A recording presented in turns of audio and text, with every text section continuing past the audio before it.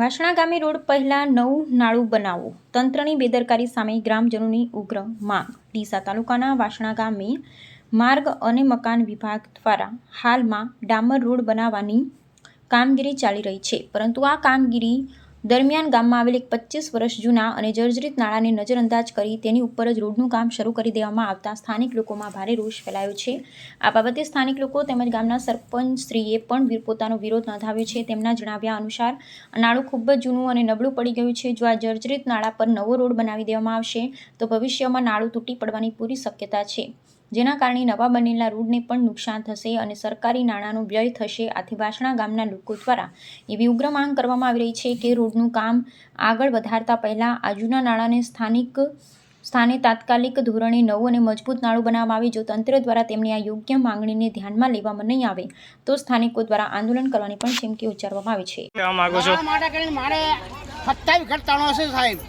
અને 27 ઘરનો કોઈ કહેતા એક બાઈ છે પટની એ અમારું પાણી જવા દેતી નથી, વિરોધ કરી નાળ ખોલવા દેતી નથી।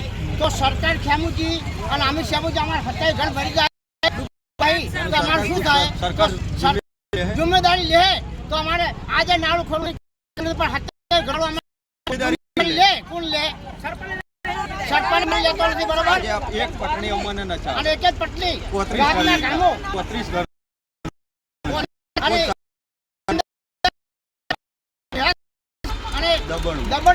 દબણમાં ઘર કરીને રહેશે, બરોબર? અને અમારા આ પાણીનો શિક્ષણ અમને ખૂબ નડે છે બાપજી। આ નાળું અમારે ખોલાવાનું છે, નાળું ફેરથી નવા શેથી બનાવવા નહીં દેતા, વિરોધ કરે છે। મારા બધા ઓળગણો પાણીમાં જોઈસીમ પડે અને કનકીમ પડ્યા છે। અને પેલા નાળું હતું,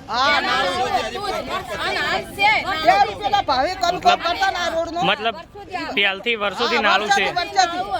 હવે નાળું કાઢવા નહીં દેતા, આ નાળું એમને એમ છે, સરકાર અહીં જોઈ નવું બનાવવા નહીં દેતા।